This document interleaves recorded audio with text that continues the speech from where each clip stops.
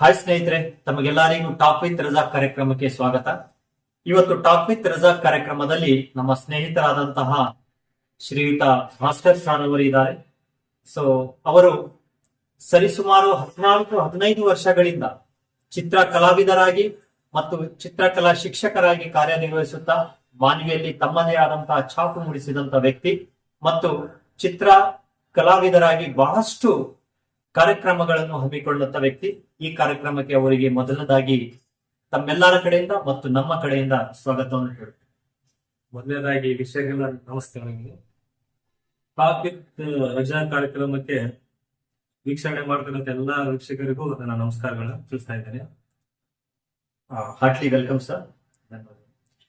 Sir, ತಮಗೆ ಈ ಕಾರ್ಯಕ್ರಮದಲ್ಲಿ ಈಗ ಚಿತ್ರ ಕಲಾವಿದರಾಗಿ ಬಹಳಷ್ಟು ಸೇವೆಯನ್ನು ಸಲ್ಲಿಸಿದ್ದೀರಾ.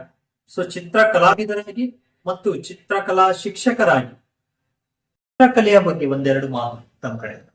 ಮೊದಲನೇದಾಗಿ ನಾನು ಚಿತ್ರ ಕಲಾವಿದನಾಗಿ ನಂತರ ಶಿಕ್ಷಕನಾಗಿ ಬದಲಾಗಿದೆ. ಮೊದಲನೇದಾಗಿ ಕಲಾವಿದರ ಬಗ್ಗೆ ಹೇಳ್ತೀನಿ, ಆಮೇಲೆ ಶಿಕ್ಷಕನ ಕುರಿತಾಗಿ ಹೇಳ್ತೀನಿ. ಮೊದಲನೇದಾಗಿ ನಾನು ಬಾಲ್ಯದಿಂದಲೂ ಕಲಾವಿದನಾಗಬೇಕನ್ನೋದು ತುಂಬಾ ಆಸೆ ಇತ್ತು, ಮತ್ತೆ ನಾನು ಕನಸಾಗಿತ್ತು. ಕನಸಾದ ನಂತರ ನನ್ನ ಸಹ ಕಾರ್ಯಕ್ರಮ ಬಂದಾಗ ನನಸಾದ ನಂತರ ಕೇವಲ ನನ್ನಲ್ಲೇ ಮಾತ್ರ ಕಲೆ ಇರಬಾರ್ದು, ಬೇರೆಯವರು ಕೂಡ ಅದನ್ನ ಹಂಚಿಕೆ ಆಗ್ಬೇಕನ್ನೋ ಸಲುವಾಗಿ ನಾನು ಚಿತ್ರಕಲಾ ಶಿಕ್ಷಕನಾಗಿ ಪರಿವರ್ತನೆಗೊಂಡೆ. ಸುಮಾರು 15 ವರ್ಷಗಳಿಂದ ನಾನು ಖಾಸಗಿ ಶಾಲೆಗಳಲ್ಲಿ ಶಿಕ್ಷಕನಾಗಿ ಕೆಲಸ ಮಾಡ್ತಾ ಇದ್ದೇನೆ. 15 ವರ್ಷ ಆಯ್ತು. ಎಸ್, ಹೌದು, ಸುಮಾರು 15 ವರ್ಷಗಳಿಂದ ಮಾಡ್ತಾ ಇದ್ದೀನಿ. ಗೌರ್ಮೆಂಟ್ ಏನಾದ್ರು ಟ್ರೈ ಮಾಡಿದ್ದೀರಾ ಸರ್? ಸರ್ಕಾರಿ ನೌಕರಿ ಚಿತ್ರಕಲಾ ಸಂವಿಧಾನ ಸುಮಾರು 10 ವರ್ಷಗಳ ಒಂದ್ಸಲ ನೇಮಕಾತಿ ಬರುತ್ತದೆ, ಹಾಗಾಗಿ ಚಿತ್ರಕಲಾವಿದರಿಗೆ ತುಂಬಾ ತೊಂದರೆ ಆಗಿದೆ. ಸುಮಾರು 10 ವರ್ಷಗಳಿಂದ ನನ್ನ ಹಿಂದೆ ಪ್ರಯತ್ನ ಮಾಡಿದ್ದೆ, ಕೆಲವು ಅಂತರಗಳಿಂದ ತಗ್ಗೋಯ್ತು. ನಂತರ ಮುಂದೆ ಪ್ರಯತ್ನ ಮಾಡ್ತಾ ಇದ್ದೀನಿ. ಈಗ ಕೂಡ ಇನ್ನು ಹೆಚ್ಚು ಪ್ರಮಾಣದಲ್ಲಿ ಸರ್ಕಾರ ಚಿತ್ರಕಲಾ ಶಿಕ್ಷಕರನ್ನ ನೇಮಕ ಮಾಡಿಕೊಂಡ್ರೆ ನಮ್ಮಂತ ಕಲಾವಿದರಿಗೂ ತುಂಬಾ ಅನುಕೂಲ ಆಗುತ್ತೆ. ಮತ್ತೆ ವಿದ್ಯಾರ್ಥಿಗಳಿಗೆ ಹೆಚ್ಚಿನ ಮಟ್ಟದಲ್ಲಿ ಚಿತ್ರಕಲೆಯ ಬಗ್ಗೆ ಮಾಹಿತಿ ತಿಳಿಯುತ್ತೆ ಅವರಿಗೆ ಅಂತ ಹೇಳ್ತೇನೆ. ಬಹಳ ಒಳ್ಳೇದು ಸರ್. ಯಾಕಂದ್ರೆ ಚಿತ್ರಕಲೆ ಇವತ್ತಿನ ದಿನಮಾನಗಳಲ್ಲಿ ಫ್ಲೆಕ್ಸಿಬಲ್ ಬಂದು ಡಿಜಿಟಲ್ ಬಂದು ಬಹಳ ಒಂದ್ ರೀತಿಯಾದಂತಹ ಕಷ್ಟಗಳನ್ನೇ ಚಿತ್ರಕಲಾವಿದರು ಅನುಭವಿಸ್ತಾ ಇದ್ದಾರೆ. ಅದ್ರ ಬಗ್ಗೆ ಎಲ್ಲಾ ವೀಕ್ಷಕರ ಮುಂದೆ ಇಟ್ಟಿದ್ದೀರಾ ಆ ಕಷ್ಟಗಳನ್ನ. ಸರ್, ಮುಂದಿನ ಪ್ರಶ್ನೆ ಏನು ಅಂತಂದ್ರೆ, ಚಿತ್ರಕಲೆ ಈ ಕುಂಚದಿಂದ ಬಿಡಿಸುವಂತದ್ದು, ಟೋಟಲ್ ಆಗಿ ಚಿತ್ರಕಲೆ ಅನ್ನೋದು ಈಗಿನ ದಿನಮಾನಗಳಲ್ಲಿ ಅದರ ಪ್ರಾಮುಖ್ಯತೆ ಇದೆನಾ, ಇಂಪಾರ್ಟೆನ್ಸ್ ಇದೆನಾ? ಅದರ ತುಂಬಾ ಪ್ರಾಮುಖ್ಯತೆ ಇದೆ. ಚಿತ್ರಕಲೆ ಯಾವತ್ತಿಗೂ ಪ್ರಾಮುಖ್ಯತೆ ಕಳೆದುಕೊಳ್ಳೋದಿಲ್ಲ.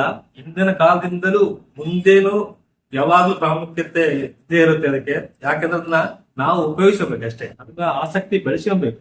ಚಿತ್ರಕಲೆ ಅನ್ನೋದು ತುಂಬಾ ಸುಂದರವಾದಂತ ಆಕರ್ಷಣೆಗೊಳ್ಳುತ್ತದೆ. ಯಾಕಂದ್ರೆ ಸುಂದರವಾದ ಚಿತ್ರನ ಯಾವಾಗ್ಲೂ ಮನಸ್ಸು ತುಂಬಾ ಆಕರ್ಷಣೆಗೊಳ್ಳುತ್ತದೆ. ಅದ್ರ ಹತ್ರ ನೋಡ್ಬೇಕು, ಅದ್ರ ಸ್ವಾರಸ್ಯ ತಿಳ್ಕೊಬೇಕಂತ ಎಲ್ಲಾ ಕಲಾವಿದರಿಗೂ ಇರುತ್ತೆ. ಹಾಗಾಗಿ ಚಿತ್ರಕಲಾ ತುಂಬಾ ಪ್ರಾಮುಖ್ಯತೆ ಹೊಂದಿದೆ. ತಮ್ಮ ಪ್ರಕಾರ ಚಿತ್ರಕಲೆ ಎಲ್ಲಾ ಜನರೇಷನ್ಗೂ ಬೇಕಂತ? ಖಂಡಿತ ಎಲ್ಲಾ ಜನರೇಷನ್ಗೂ ಬೇಕು. ಯಾಕಂದ್ರೆ ಸುಮಾರು ಆದಿಮಾನವ ಕಾಲದಿಂದಲೂ ಚಿತ್ರಕಲೆ ಬಂದಿದೆ, ಮುಂದೇನು ಇರುತ್ತೆ. ಯಾಕಂದ್ರೆ ಅಕ್ಷರಕ್ಕಿಂತ ಮುಂಚೆ ಹುಟ್ಟಿದ್ದೇ ಚಿತ್ರಕಲೆ. ಯಾಕಂದ್ರೆ ಸಾಂಕೇತಿಕ ಭಾಷೆಗಳನ್ನ ಬಳಸ್ತಾ ಇದ್ರು, ಮುಂಚೆ ಎಲ್ಲ ಸಂಕೇತ ಭಾಷೆದಿಂದನೇ ಅಕ್ಷರಗಳು ಹುಟ್ಟಿಕೊಂಡಿದ್ದು. ಈಗ ಸಾಮಾನ್ಯವಾಗಿ ಚಿಕ್ಕ ಮಕ್ಕಳಲ್ಲಿ ಅಕ್ಷರ ಜ್ಞಾನ ಇರೋದಿಲ್ಲ, ಅವಾಗ ಅವರು ಗುರ್ಸೋದೇ ಫಸ್ಟ್ ಚಿತ್ರಕಲೆ. ಅಂದ್ರೆ ಪಕ್ಕದಲ್ಲಿ ಚಿತ್ರಗಳು ಇರೋದ್ರಿಂದನೇ ಬೇಗ ಆ ಒಂದು ಶಬ್ದವನ್ನ ಗುರುಸ್ತದೆ. ಅದಕ್ಕೆ ಮುಖ್ಯವಾಗಿ ಬೇಕಾಗಿದ್ದೇ ಚಿತ್ರಕಲೆ ಅಂತ ಹೇಳ್ತಾರೆ. ನಿಜ ಸರ್, ಖಂಡಿತ. ಸರ್, ತಾವೇ ಹೇಳಿದಂತಹ ಮಾತಲ್ಲಿ ಒಂದು ಪ್ರಶ್ನೆ, ಚಿತ್ರಕಲೆ ಬಹಳ ಆಕರ್ಷವಾಗಿರುತ್ತೆ, ಬಹಳ ಸುಂದರವಾಗಿರುತ್ತೆ ಅಂತ ಹೇಳಿದ್ವಿ, ಬಹಳ ಸ್ವಾರಸ್ಯವಾಗಿರುತ್ತೆ ಅಂತ ಹೇಳಿದ್ವಿ. ಈಗ ಎಲ್ಲಾ ಚಿತ್ರಕಲಾವಿದರು ಎಲ್ಲಾ ರೀತಿಯಾದಂತಹ ಚಿತ್ರಕಲೆಯನ್ನ ಬಿಡಿಸ್ತಾರೆ, ಚಿತ್ರಗಳನ್ನ ಬಿಡಿಸ್ತಾರೆ. ಒಂದು ಸುಂದರವಾದಂತಹ ಹೆಣ್ಣಿನ ಚಿತ್ರ ಒಬ್ಬ ಕಲಾವಿದ ಬಿಡಿಸ್ಬೇಕಾಗಿದೆ, ಬಹಳ ಕಲರ್ಫುಲ್ ಆದಂತಹ ಆಕೃತಿ ಅಥವಾ ಚಿತ್ರಕಲೆಯನ್ನ ರಚಿಸಬೇಕಾಗಿದೆ. ಆ ಕುಂಚದಿಂದ ಎಲ್ಲಾ ಬಣ್ಣಗಳನ್ನ ಮಿಕ್ಸ್ ಮಾಡಿ ಆ ಹೆಣ್ಣಿನ ಎಲ್ಲಾ ರೂಪತೆಯನ್ನ ಕುಂಚದಿಂದ ಸ್ಪರ್ಶತೆಗೊಂಡು ಅಥವಾ ಸ್ಪರ್ಶ ಮಾಡಿ ಬಿಡಿಸ್ತಾ ಇರ್ತಾನೆ. ಆವಾಗ ತಮ್ಮಲ್ಲಿ ಬರುವಂತ ಭಾವನೆಗಳು ನೋಡಿ, ಚಿತ್ರ ಬಿಡಿಸ್ಬೇಕಾದ್ರೆ ಮೊದಲು ಕಲಾವಿದ ರಸಿಕನಾಗಿರ್ಬೇಕಾಗುತ್ತೆ.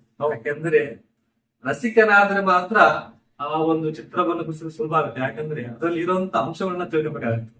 ಚಿತ್ರಕಲೆ ಮುಖ್ಯವಾಗಿ ಬೇಕಾಗಿದ್ದೇ ಆಕೃತಿ ನಾವು ಪರಿಶೀಲಿಸಬೇಕಾದ್ರೆ ಕಲೆಯಲ್ಲಿ ಆಕೃತಿ ಮುಖ್ಯವಾಗಿರುತ್ತೆ. ಆಕೃತಿನ ನಾವು ಕಣ್ತುಂಬಿಕೊಂಡಾಗ ಅದು ಮನದಲ್ಲಿ ಬಂದಾಗ ನಮ್ಮ ಕೈಯಿಂದ ಬಣ್ಣದಲ್ಲಿ ಹೋಗಿ ಸುಂದರವಾದ ಹಾಳೆಯಲ್ಲಿ ಒಂದು ಅಂದವಾದ ಚಿತ್ರ ಮೂಡುತ್ತೆ ಅಂತ ನಾವು ಹೇಳ್ತೇವೆ. ಅಂದ್ರೆ ಭಾವನೆಗಳು ಬೇಗ ಭಾವನೆಗಳು ಬೇಕಂದ್ರೆ ಫಸ್ಟ್ ರಸಿಕತೆ ಬೇಕು. ರಸಿಕತೆ ಬೇಕು, ತದನಂತರ ಮನಸ್ಸನ್ನು ತಿಳ್ಕೊಳ್ಬೇಕು, ತದನಂತರ ಚಿತ್ರ ಬೇಕು. ಅಂದ್ರೆ ತಮ್ಮ ಮಾತಿನ ಒಂದು ಅರ್ಥ ಅಂತಂದ್ರೆ ಚಿತ್ರ ಕಲಾವಿದರು ರಸಿಕರಾಗಿರ್ಬೇಕು, ಆಗ್ಲೇಬೇಕು. ರಸಿಕತೆ ಇರಬೇಕು ಅವರ ಹತ್ರ. ಆಗ ಮಾತ್ರ ಒಂದು ಒಳ್ಳೆ ಚಿತ್ರ ಬರೆಯಲಿಕ್ಕೆ ಸಾಧ್ಯ. ಬಹಳ ಒಳ್ಳೆಯದು ಸರ್.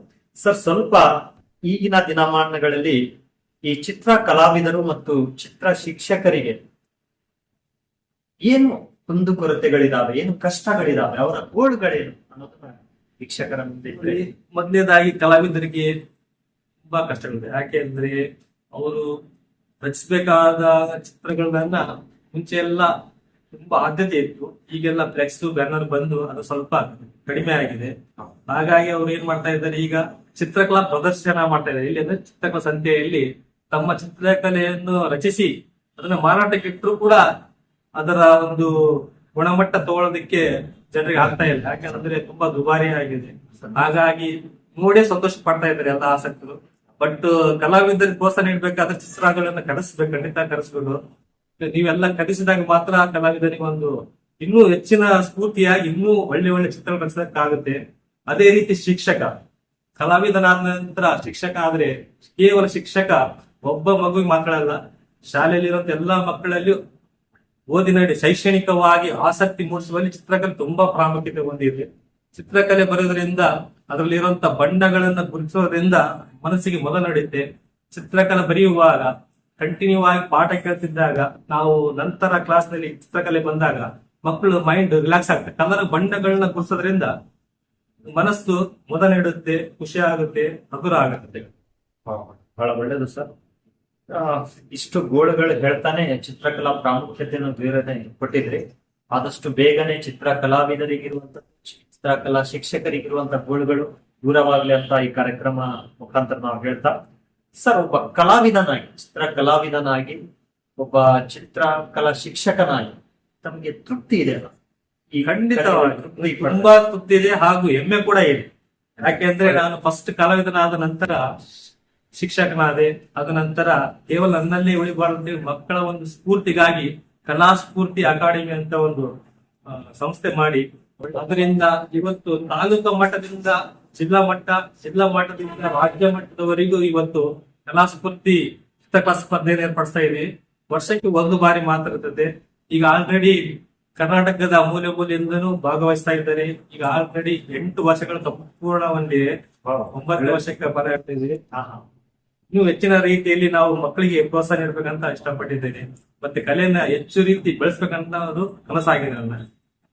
ಖಂಡಿತ ಸರ್, ಬಹಳ ಮಹತ್ತರವಾದಂತ ಕಾರ್ಯ ಇದು. ಬಹಳ ತುಂಬಾ ಮನಸ್ಫೂರ್ತಿಯಾಗಿ ಮಾಡ್ತಾ ಇದ್ರಿ. ನಾವು ನೋಡ್ತಾ ಇರ್ತೀವಿ ಪೇಪರ್ಗಳಲ್ಲೆಲ್ಲ, ಆಗಾಗ ಫೇಸ್ಬುಕ್ ಅಲ್ಲೆಲ್ಲ ನಿಮ್ಮ ಸ್ಪರ್ಧೆಗಳು ಬರ್ತಾವೆ. ನಿಜವಾಗ್ಲೂ ಇದೇ ರೀತಿಯಾಗಿ ಮುಂದೆ ಬರಲಿ ಅಂತ ಆಶಿಸುತ್ತಾ, ಸರ್, ಕೊನೆಯ ಮಾತು ತಮ್ಗೆ. ಚಿತ್ರಕಲೆ ಅನ್ನೋದು ಚಿತ್ರಕಲಾ ಶಿಕ್ಷಕನಾಗಿ ತಾವು ಹೇಳಲು ಬಯಸುವಂತಹ ಅಥವಾ ಸರ್ಕಾರಕ್ಕೆ, ವೀಕ್ಷಕರಿಗೆ ಏನ್ ಹೇಳಲು ಬಯಸ್ತೀರಾ? ಶಿಕ್ಷಕರ ಬಗ್ಗೆ ಆಗಿರ್ಬೋದು ಅಥವಾ ಚಿತ್ರಕಲಾ ಶಿಕ್ಷಕರ ಬಗ್ಗೆ ಆಗಿರ್ಬೋದು. ನೋಡಿ, ಚಿತ್ರಕಲಾ ಶಿಕ್ಷಕನಾಗಿ ಈಗ ಆಲ್ರೆಡಿ ಖಾಸಗಿ ಶಾಲೆಗಳಲ್ಲಿ ಸಣ್ಣ ಪ್ರಮಾಣದಲ್ಲಿ ನೇಮಕಗೊಂಡಿದ್ದಾರೆ. ಸರ್ಕಾರದಿಂದ 10 ವರ್ಷಕ್ಕೆ ಒಂದು ಬಾರಿ ಮಾತ್ರ ಚಿತ್ರಕಲಾ ಶಿಕ್ಷಕರ ನೇಮಕಗೊಳ್ಳುತ್ತಿದೆ. ಇದು ಪ್ರತಿ ವರ್ಷನೂ ನೇಮಕಗೊಂಡ್ರೆ ಇನ್ನೂ ಒಳ್ಳೆಯದು. ಎಷ್ಟೋ ಜನ ಚಿತ್ರಕಲಾ ಶಿಕ್ಷಕರು ಮತ್ತು ಕಲಾವಿದರಿಗೆ ಆಸರೆ ಆಗುತ್ತೆ. ಮತ್ತೆ ಮಕ್ಕಳಲ್ಲಿ ಇನ್ನೂ ಹೆಚ್ಚಿನ ಕಲಾಕ್ಷೇತ್ರದಲ್ಲಿ ಬೆಳೆಯೋದಕ್ಕೆ ಅನುಕೂಲ ಆಗುತ್ತೆ. ಇವತ್ತು ಕನ್ನಡ ನಾಡು ಶಿಲ್ಪಿಗಳ ಬೀಡು ಎಲ್ಲ ಕರಿತೀವಿ. ಕಲೆಗಳಲ್ಲಿ ಮುಂದೆ ಬರಬೇಕಾದ್ರೆ ಮುಖ್ಯವಾಗಿ ಚಿತ್ರಕಲಾ ಶಿಕ್ಷಕರು, ಸಂಗೀತ ಶಿಕ್ಷಕರು, ನೃತ್ಯ ಶಿಕ್ಷಕರು ಇವರೆಲ್ಲ ಅಗತ್ಯವಾಗಿರ್ತದೆ. ಇವನ್ನೆಲ್ಲ ಸರ್ಕಾರ ನೇಮಕ ಮಾಡಿಕೊಂಡ್ರೆ ಮಕ್ಕಳಲ್ಲಿ ಇನ್ನೂ ಹೆಚ್ಚು ಕಲಾವಿದರನ್ನ ನಾವು ಕರ್ನಾಟಕ ಕೊಡಬಹುದು ಅಂತ ಹೇಳಕ್ ಇಷ್ಟಪಡ್ತಾ ಇದ್ದೀನಿ. ಬಹಳ ಒಳ್ಳೆಯ ಆಶೀಸ್ಸು ಸರ್, ಬಹಳ ಒಳ್ಳೆಯ ಮಾತಿದು. ಇಂಥ ನುಡಿಗಳು ಎಲ್ಲಾ ವೀಕ್ಷಕರು ಕೇಳಿ ಸರ್ಕಾರತ್ತ ಇದನ್ನ ಮುಟ್ಟಿಸ್ಬೇಕು. ಈ ಕೋರಿಕೆ ಅಲ್ಲಿಯವರೆಗೂ ಹೋದ್ರೆ ಖಂಡಿತ ಶಿಕ್ಷಕರಿಗೆ ಮುಂದಿನ ದಿನಮಾನಗಳಲ್ಲಿ ಒಳ್ಳೆ ಭವಿಷ್ಯ ಆಗುತ್ತೆ ಅಂತ ನಾನು ಈ ಕಾರ್ಯಕ್ರಮ ಮುಖಾಂತರ ಹೇಳ್ತಾ, ನಮ್ಮ ಒಂದು ಕರೆಗೆ ಹೋಗೊಟ್ಟು ತಾವು ಇವತ್ತು ಕಾರ್ಯಕ್ರಮಕ್ಕೆ ಬಂದು ಟಾಕ್ ವಿತ್ ರಜಾಕ್ ಕಾರ್ಯಕ್ರಮದಲ್ಲಿ ತಮ್ಮ ಮೊದಲನೆಯ ಇದು ಇಂಟರ್ವ್ಯೂ ಅಂತ ಅನಿಸುತ್ತೆ. ಸೊ ಮೊದಲದಾಗಿ ತಾವು ಪ್ರಾರಂಭ ಮಾಡಿ ಬಹಳ ಸ್ಫೂರ್ತಿದಾಯಕವಾದಂತಹ ಮಾತುಗಳು ಚಿತ್ರ ಕಲಾವಿದನಾಗಿ ಮತ್ತು ಚಿತ್ರಕಲಾ ಶಿಕ್ಷಕನಾಗಿ ಅವರ ಅವರುಗಳ ಬಗ್ಗೆ ಅವರ ಗೋಳುಗಳ ಬಗ್ಗೆ ನಮ್ಮ ಮುಂದೆ ಇಟ್ಟಿದ್ದೀರಾ. ತುಂಬಾ ಧನ್ಯವಾದಗಳು. Thank you so much for your coming. ಆಗ್ಬಿತ್ ರಜಾ ಕಾರ್ಯಕ್ರಮಕ್ಕೆ ನನ್ನನ್ನ ಆತ್ಮೀಯವಾಗಿ ಸ್ವಾಗತಿಸಿಕೊಂಡಂತ ರಜಾಕ್ ಸರ್ ಅವರಿಗೆ ಕೂಡ ಈ ಒಂದು ಕಾರ್ಯಕ್ರಮ ಮೂಲಕ ಧನ್ಯವಾದ ಹೇಳ್ತಾ ಇದ್ದೇನೆ.